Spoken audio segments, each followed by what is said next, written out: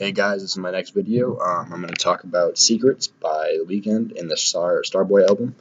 Kind of just the lyrics themselves, kind of more focused on this video, where they came from, his inspiration for the lyrics, the chorus, the pre-chorus, kind of stuff like that. So without further ado, let's dive into the writing of this one. So Secrets by the Weeknd, obviously, once again, was produced by the Weeknd, Doc McKinney, and Circuit, and this is obviously in the Starboy album. I mentioned last week I was going to go over this song and probably Sidewalks. This is just a one of my favorite songs in this album. The whole title of the song and kind of other little mementos within it really appealed to me. So with that, the first line is "Everybody here wants you." So the Weeknd nods perhaps to a earlier track. It was produced in 1998 by Jeff Buckley. And it was titled "Everybody Here Wants You." So there's kind of like the idea that it might connect it with that. And then lyrically, Secrets could, I guess, almost be a sequel to that song produced. Within Secrets, he accuses one of his partners of like going after others, and then obviously it would be a woman going after other men. And in a latter song, Buckley asks a woman in his song, with many suitors for him, to choose him. So he's like, I know everybody here wants you. I know everybody here thinks they need you. I'll be right here just to show you how our love will blow it away. So it's kind of a connection with that other song there, and that definitely has a weird connection as well, just with this song and then the Jeff Buckley song previously. So in the pre-chorus, it's a lie, I catch you every time. Your lust, every time you close your eyes. This is kind of like, this is the chorus that says it all, the pre-chorus. It basically explains as Abel Tesfaye's girl is with all these men, and he still has a desire sexually that never went away, no matter which of these guys. And he can tell by the way that women look at him. So again, this is one of those sexual songs. And it's kind of about that one girl that does have a lot of men in her life, but at the same time, she doesn't. She's never pleased, I guess, is what he's leaning toward. So that was the pre-chorus. The actual chorus is the one with all the lists of secrets. So I hear the secrets that you keep when you're talking in your sleep. And it kind of just reiterates that point. So a lot of fans and consumers feel that this line is harder to interpret. They don't know if it's more literal or figurative with talking in your sleep. But what is clear is that his girl, the Weeknd's woman, is not being faithful to him. It's given that the connotation that the secrets that you keep when you're talking in your sleep, that she's murmuring other men's voices, and alternatively, or like sleep talking essentially. He uses sleep talking as a symbol for all the things she does when she thinks he's not listening. So in a way, whether that's her going out and cheating on him or her finding other men to do stuff with, he's making that connection with sleeping in general. A key feature of sleep talking is being unaware that you don't know what you're saying. So in this case, there's just no Abel knows her secrets, but in reality, he probably does.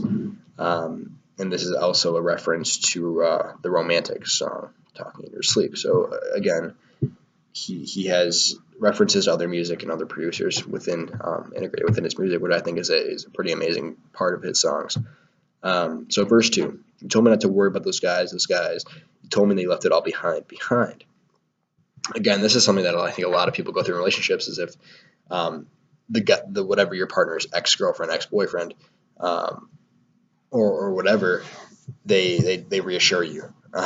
You told me not to worry. So Abel's girl reassured him that all the guys in the past are just, she'll never go back, which I think happens a lot in relationships. So again, it goes back to the pre-chorus, the chorus, and then the bridge and the wipe the lust from your eyes. Lust in your eyes, you can't hide it. So it just, from verse 2 through the pre-chorus, and within Secrets, it's just essentially about this relationship that's unfolding and it's not necessarily going the right way. I do like this song because it does kind of paint a picture of a lot of relationships you see happening with younger adults. Excuse me, where they break up really quickly and get with somebody else and then start dating somebody else, and then that relationship kind of falls apart because of the past instances of the past connections those people had together. They don't trust each other as much. And that has a lot to do with lust. This song is just one of those songs that I think has a lot of people can connect to, just because a lot of his viewers are they're young teen kids. You know, they do understand what his music is about. They can relate to it. They can understand what he's saying, and in that sense, they're vast consumers of this. They love it because they can relate. It's what's happening in their life. Um, I think I do have time here for we're only at 6 minutes. I'm going to go into Sidewalks by The Weeknd, which is another one of my favorite songs by him. So let's just jump right into this one. Verse 1 of this song. So it has an intro. A lot of the songs do, but that's kind of irrelevant. So this is one of my favorite songs because it's like, I ran out of tears when I was 18, so nobody made me but the main streets. So in 2007, at age 17, The Weeknd, like I mentioned earlier, he actually dropped out of school. So it's kind of underlying the point that the school didn't make him, but the streets made him because he wasn't in school. He wasn't doing anything. And he does have some directions toward other songs here, but one of the let's see here. So here in the lyric, because too many people think that they made me. Well, if they really made me, then they replace me. So this is actually a connection to one of his friends that he had through one of his original productions here. It was Jeremy Zodiac Rose. So The Weeknd and Jeremy parted ways.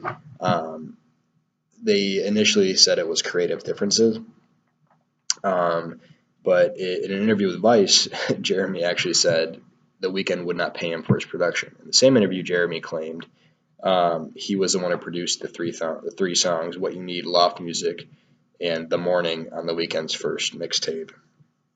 And he's the one who conceptualized The Weeknd's sound, basically making The Weeknd. So The Weeknd challenges Jeremy Rose here, or anyone else who claims they helped him make it, by saying he's irreplaceable, and claims that's supported by, obviously, all the sales he's made, which is pretty clear.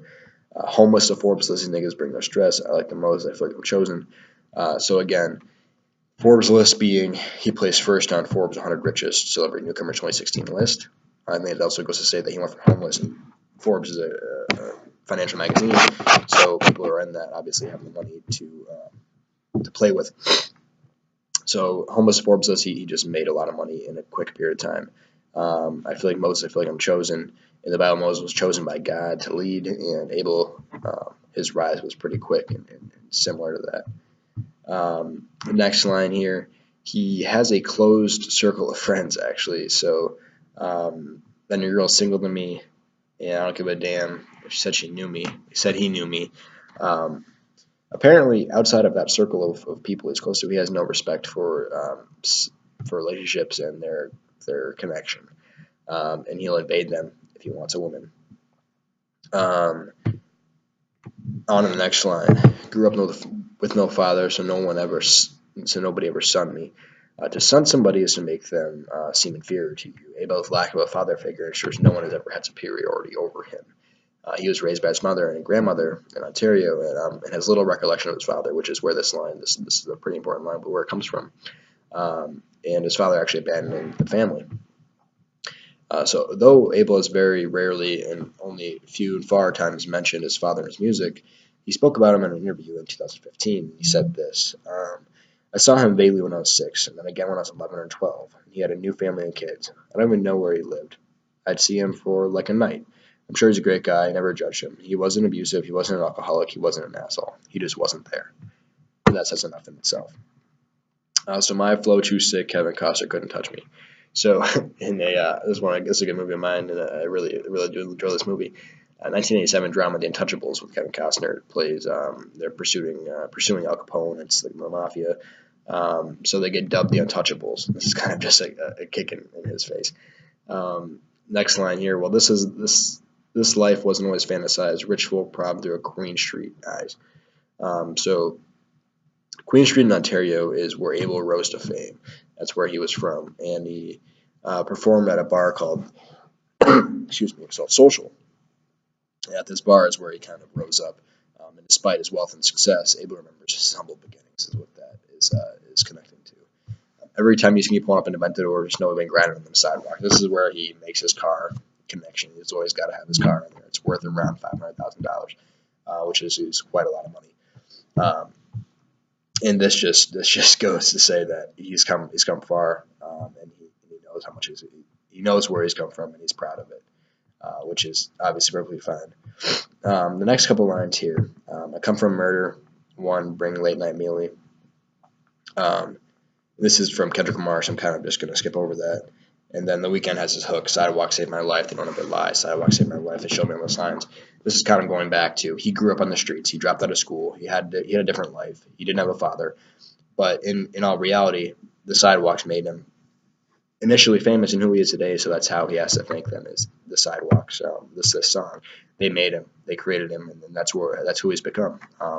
So with that, I'm gonna cut this video, and next week I'm gonna probably go over some more lyrical videos and kind of touch base on some more Weeknd topics. All right, thanks guys.